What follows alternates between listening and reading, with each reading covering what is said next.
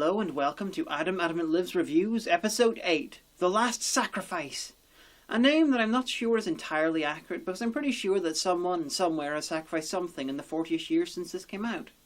This is the last Adamant for a little while, not because I hate every single last stinking one of you and would happily defecate in all of your graves if I could be bothered to fucking find them, but rather because there's 17 episodes of Adamant in existence because of the BBC's fire-based archiving system, and this is roughly in the middle.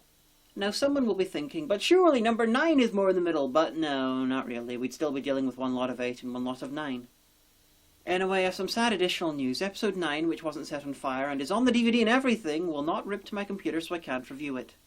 It's a pity, it was a wonderful episode. It's a bit like episode 4, but about evil hypnotic pop music instead of drug addiction caused by washing up powder. Now, I'm sorry, but I have no plans to buy another set of the DVDs just to check if this problem's across the board or just with my one. If anyone who went out and bought a box set wants to contact me about it, then great. I'll also try to find a copy elsewhere, so if things change, episode 9 will get a review. If not, it'll get skipped over, and my apologies to everyone turned on by the 9th episode of TV shows. I know you're crushed. So on to The Last Sacrifice. Well, it's been written by one Richard Harris, so I'm expecting equal parts being grandfatherly to a young wizard, drinking, beating people up, and of course being attacked by a bear and crawling around, while being Irish. So there's a storm going on, and it's wonderful to see that lightning effect from Childbride is still being used over 30 years later. In a country house, there's something nefarious afoot. Something nefarious dressed like a Death Eater who felt the need to stand in front of the camera before walking away. Weird. It's a satanic/bacchanal type thing, and everyone's dressed like the cast of Eyes Wide Shut mated with the cast of The Ninth Gate. This guy's the noob. He's being plied with drink, and we get some indications that an orgy is coming. And fast. I must say, it makes one feel quite, amorous? Quite. Then drink deep, Mr. Stafford. We're here to share those things so many of us yearn to share, and yet dare not. Nash in his review of K9 and Company complained about Satanists. You thought 1980s British kids TV was mad for having a satanic cult. Well, in the 60s they had a satanic cult that appears to be into orgies. Take that, 1980s British kids TV. I, Rashani, am the ear of the Great One. Praise to the Great One. We are gathered together for the furtherance of our Lord's work. They initiate the noob into their gang. It's all very over the top, and when a bound and gagged woman is brought in to be killed, it just gets silly. O Lucifer, Prince of Darkness, accept our humble offering. And then several seconds later, and tragically off-screen, someone accidentally played floor filler on the gramophone and they killed each other. Joke's on them, the stupidly designed demon was still under construction. So yeah, 6 minutes in and we have some human sacrifice. Now repeat after me. Dear Lord Adamant, thank you for having your own TV show and teaching kids about strippers, rape, killing and other things they usually have to wait till they're in their teens to find out about. The end. So Adamant's having a conversation with a government minister. Take note, he's once again working for the government, meaning the murders are state-sanctioned. There's some sort of a scandal going on with a rich family, and Adamant's shocked because he was friends with the guy at the heart of its grandfather. And the conversation turns unusually Harry Potter. We've been discussing, you-know-who. Maybe they were Death Eaters. Anyway, on to the scandal. You say you have proof. Only one man in this building could have leaked that information. Staton. Well, that's hardly proof, but meat enough to unleash the hounds of vengeance. Yes, you admit it's not proof that the guy, whoever he is, did anything, but I suppose that vengeance must be had. I think this adds more support to my theory that Adamant's actually a barely restrained psychopath who's just been aimed at criminals rather than the general public. A bit like Dexter, but upper class. Hi. Might I ask what you're doing here, Miss Jones? Same as you, standing in front of bad rear projection. Anyway, after a very short scene about very little, we find out about one of Miss Jones's kinks. Would you, rotate your eyeball? Oh, kinky. So he tells her to go away and she just gets into his car and no one unlocked it. You know, for such an expert detective and all, he seems to have a blind spot for locking his fucking car. Either that or Miss Jones is such an expert car thief that she can get through locks in no time. And noticing someone else getting into your car with you is not very hard, Adam. This could be a minor problem if he ever finds himself trapped in the urban legend with the man in the axe in the back seat. Unfortunately, I don't think any episodes feature Adam being trapped inside urban legends. More's the pity. So being pussy whipped, or rather Twiggy lookalike whipped, he just lets her sit there and question him while he drives all the way into a completely different film stock for the outside shots. Adam's visiting someone and walks in just after a murder's taken place. Naturally, the guy attacks with a car exhaust. Defend yourself or die. Adam in a nutshell. Should be the motto of the show, but could do with a slight improvement. It should be defend yourself and die.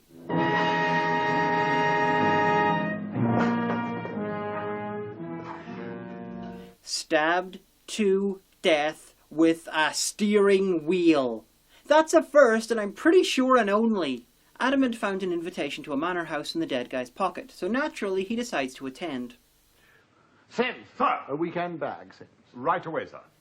I don't know if he's planning to pretend to be the guy or if expects to just turn up and be let in. To be honest, neither would really surprise me. After the roar of London, the quiet dignity of one of our ancient seats will be more than welcome.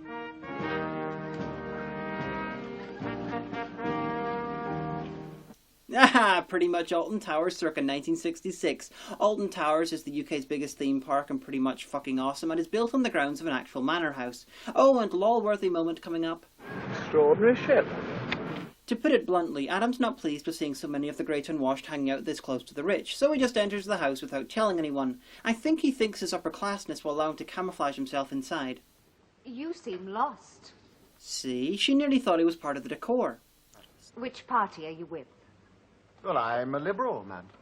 Okay, that was pretty fucking funny. She talks with Adam and offers to introduce him to the present lord, and ultimately everything goes back to orgies. He finds people stimulating. Then I shall endeavour to stimulate.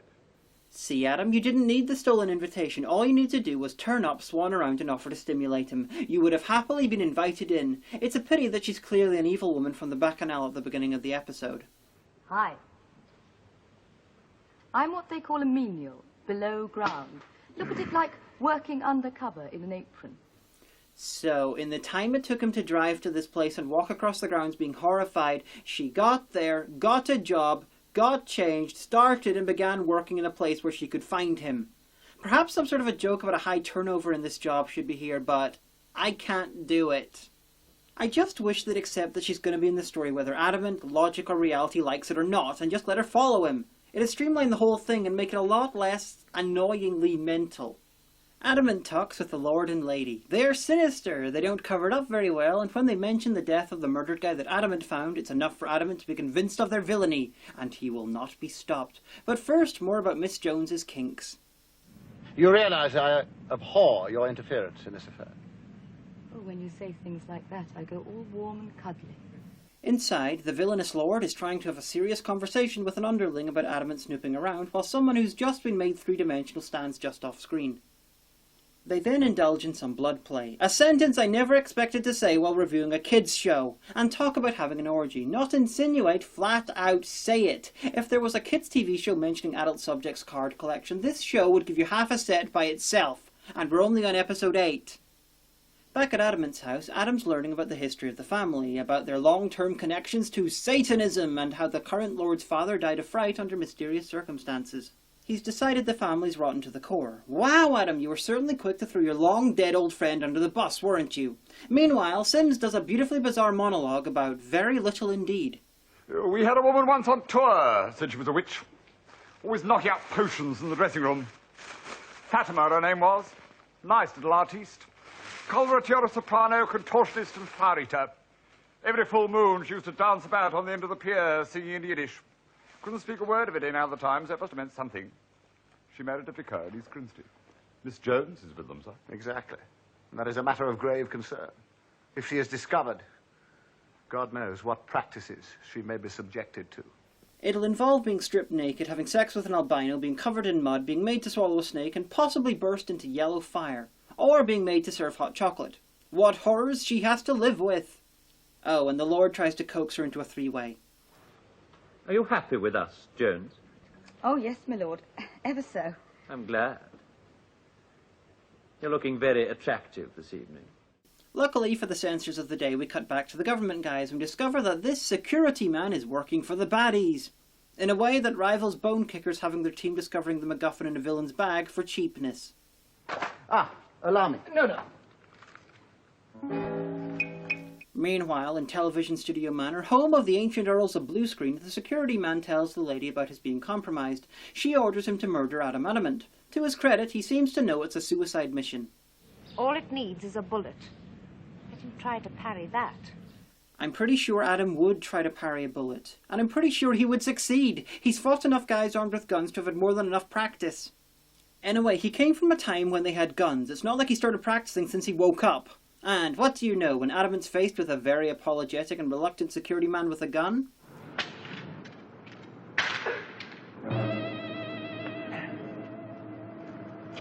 You cannot live like a man.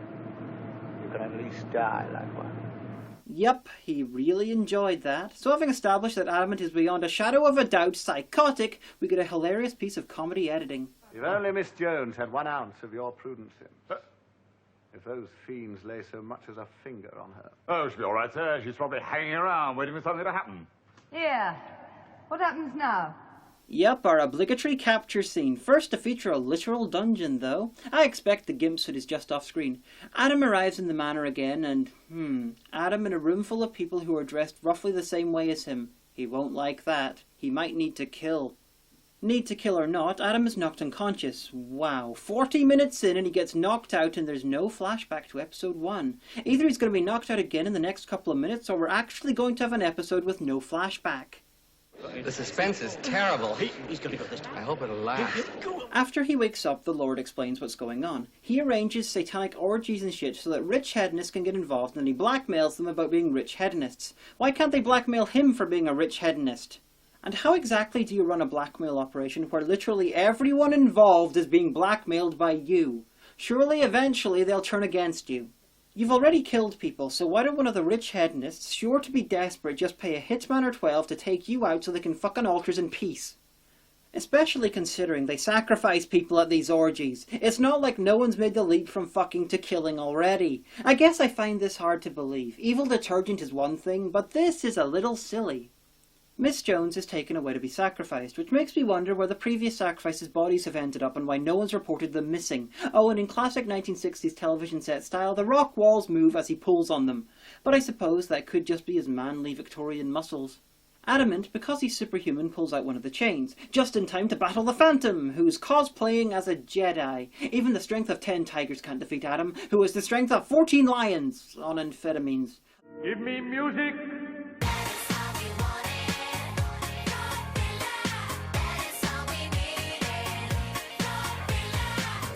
Accept the blood of this infidel.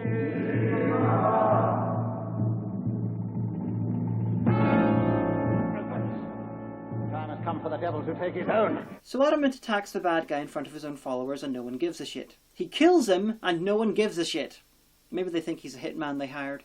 And afterwards, as per usual, there's very little real-world consequences to having a bunch of rich people involved in orgies and murder. In fact, the only consequences seem to be that Miss Jones is the only member of staff in the hall not involved in the crimes, so she's left running the whole place as the rest are being questioned. Woman who was locked up and nearly stabbed? The police don't give a shit about asking her anything, but if you wash dishes on the grounds? Yeah, the police want to know everything! This was fucking amazing. It's one of the good ones. It's fucking insane. The adult references are up to 11, killing, and everything else that you love from this show. It doesn't even have a fucking flashback scene. That by itself makes it a joy. If you're checking out the series, watch this one. I'm not doing it justice.